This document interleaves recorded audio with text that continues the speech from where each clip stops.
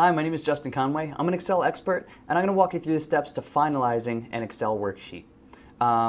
The finalization process can be tailored to your liking, but I'm going to do the four-step process, which entails first spell checking your document, then error checking your document to make sure that all of the functions within the Excel sheet seem to be working properly as far as Excel can tell.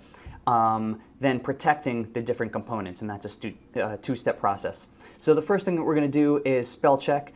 In the review ribbon, you'll see to the left there's a spelling button. Click on the spelling button and you'll be given the option to check various words in your document that come up as possibly spelled incorrectly. They'll give you suggestions on how to change those words. And if you think that the spelling is correct the way it stands, you can hit ignore. We're going to ignore,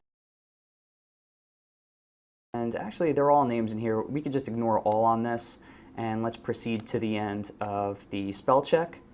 Click OK. That portion's done. Next thing to do is to go into Tools and go to Error Checking. This is going to make sure that, again, all of the functions seem to look correct to Excel.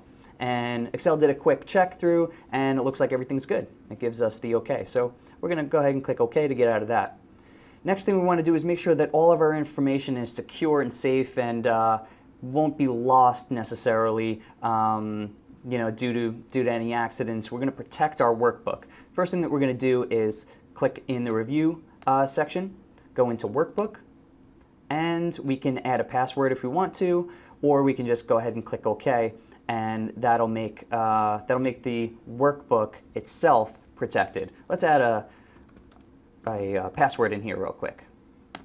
Okay, so now the workbook is protected, and then the last thing that we want to do, step 4, is protect the sheet. We'll click on this area, and it'll give you a drop-down, a list of different things that you can select that you want to protect. And let's say we also want to protect the editing of deleting columns and deleting rows, because that's sensitive information and we don't want anybody to be able to accidentally get rid of that. So we'll add the password again, click OK, and now if you try to delete any information within the document, it'll prompt you saying that it's protected.